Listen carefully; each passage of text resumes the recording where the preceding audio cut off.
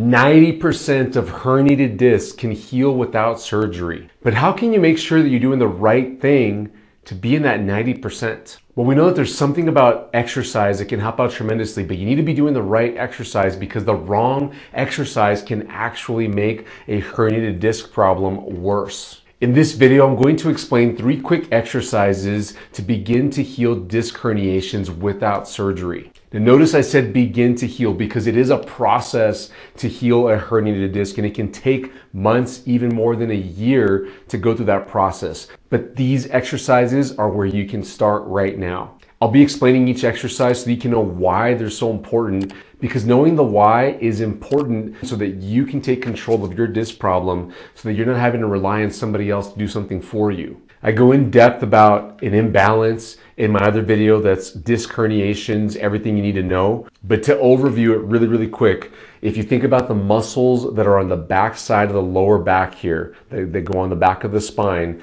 those muscles are designed to produce extension or leaning backwards like this, side bending, which is bending sideways, and then twisting or rotation.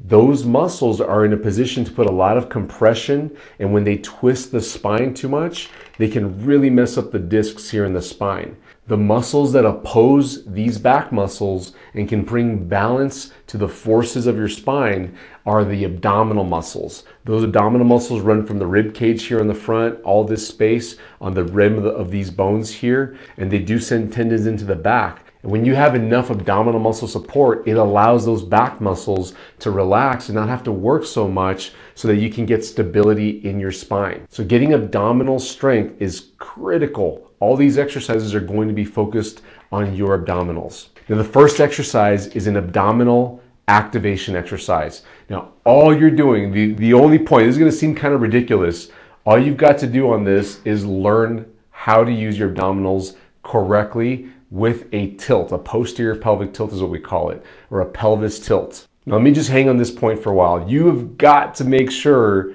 that you know this movement. Otherwise, you won't be successful in any abdominal exercise you do. Because a lot of people with back problems like herniated discs know that abdominal exercises help. But if you don't do it with a proper abdominal activation, like I'm going to show you here next, then any abdominal exercise you do is going to be flawed moving forward, and you're potentially going to hurt your back because you'll inadvertently not use your abdominals right and start to use your back muscles too much. So you've got to master this exercise here.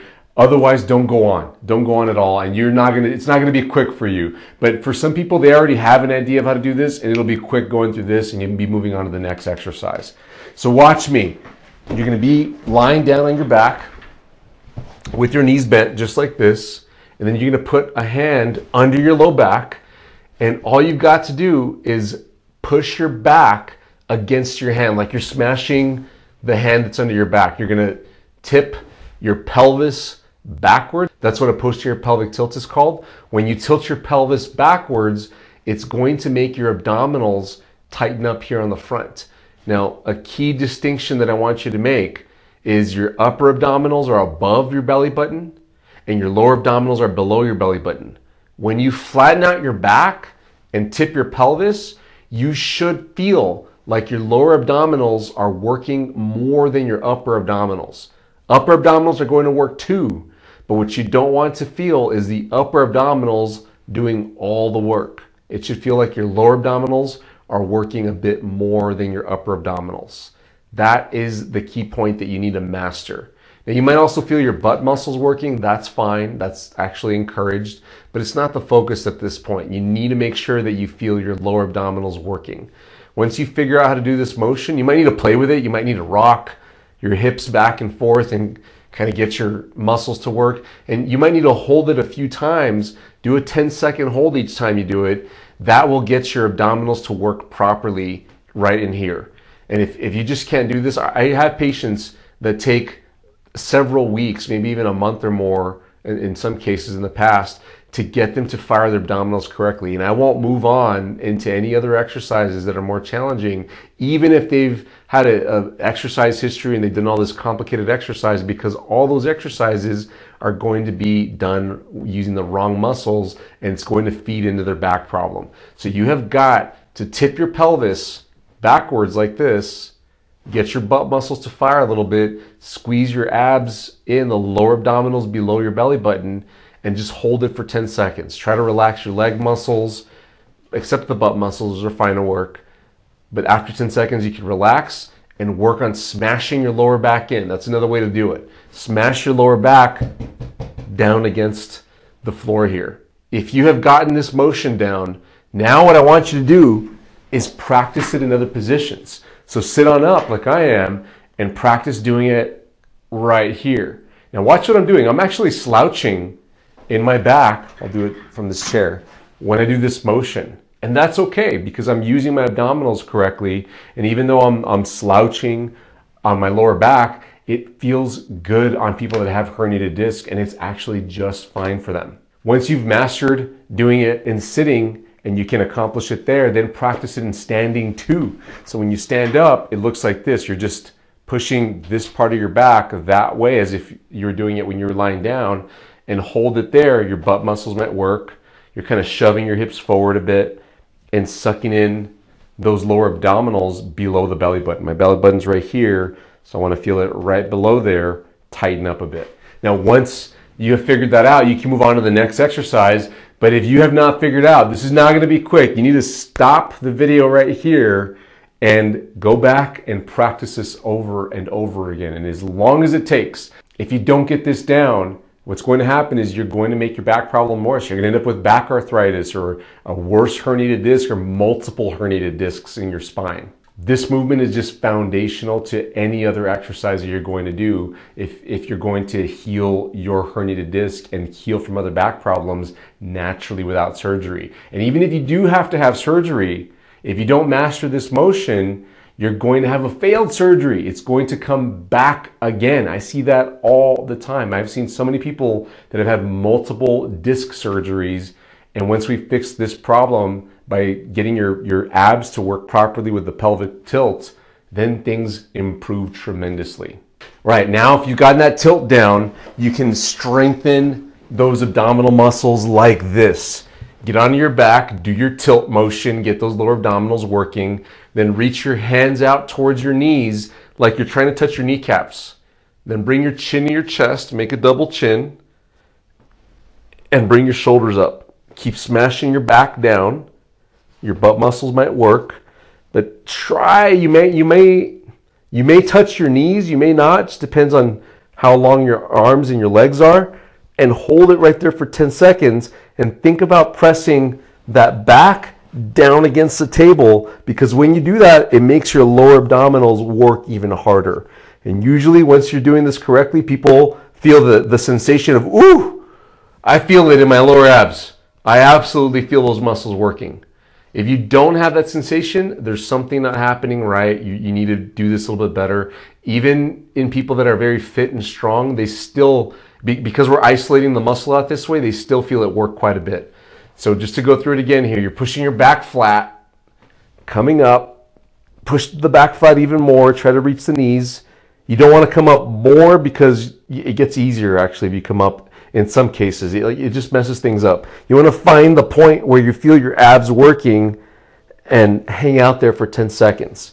Now, I'll normally tell people do this 10 reps at a time. So if you're going to do this today, right now, you're going to lie there, hold up for 10 seconds, and then after 10 seconds, come down, and that's 1 rep. Then repeat it. That's 2 reps after you've held for 10 seconds again, and go 10 times. And that's 1 round, and then you're gonna do this every hour throughout the day until you get 100 reps. This will strengthen your abdominals, the lower abdominals, very, very well, and begin to take that pressure off your herniated disc. But you have to have mastered that first exercise that I told you about, where you're just activating your abs properly. Now, if you can't get up to 100 reps right away, that's fine. Start with 10 for the day, and you might even need to do 1 at a time every hour. It's important that you spread it out throughout the day, though, because you activate your abs and you get some pressure taken off your abdominals, and then you'll maintain that for a little while before your abs kind of shut down again. Then the pressure's back on your disc. But if you do it again in an hour, then you take off the pressure again. So it's important to spread it out. Now, once you've gotten good at doing 10 reps throughout the day, then you can begin to do all the reps together and work up towards doing 100 reps, but you should have already spent some time doing them around the clock while you're awake, of course, so that you can get that pressure off your disc and get it to flare down.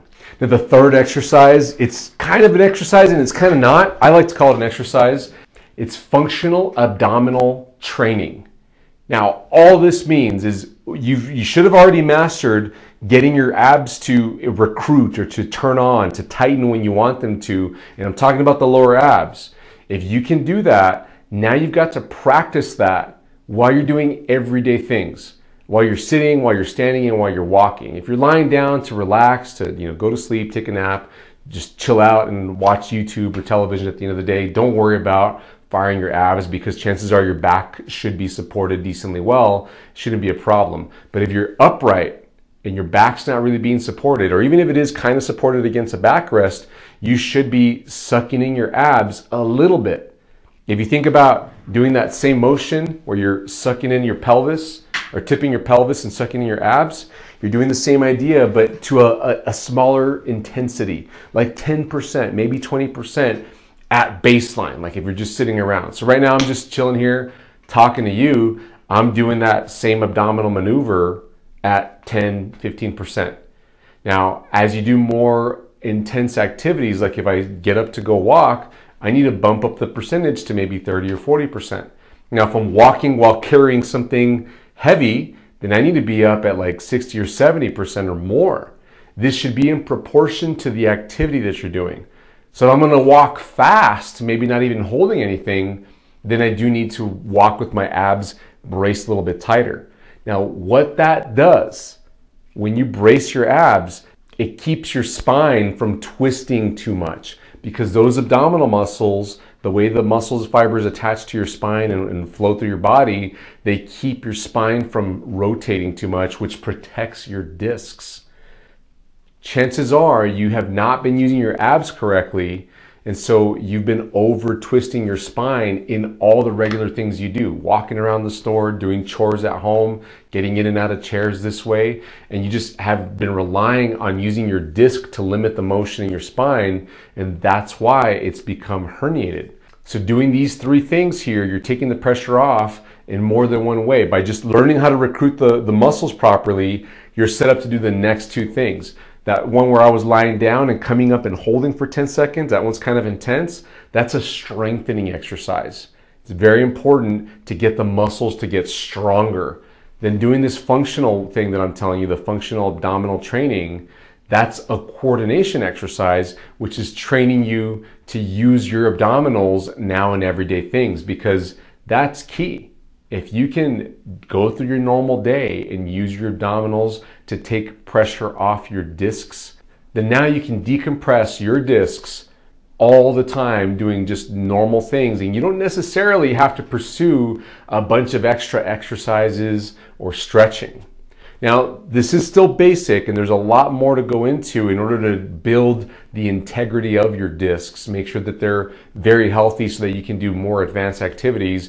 But these three things are the basic level to start at to make sure that you're healing your disc properly. Now, the next steps in the process involves getting stronger, potentially even lifting weights. There's a right way to lift weights, and this is kind of controversial. There's some healthcare professionals out there that say if you have a herniated disc, you should not be lifting any weights where it loads your spine. But you have to for just normal everyday things. What if you're a parent and you pick up a child? How are you going to clean your house? How are you going to do the laundry? A heavy basket of laundry is some considerable weight sometimes.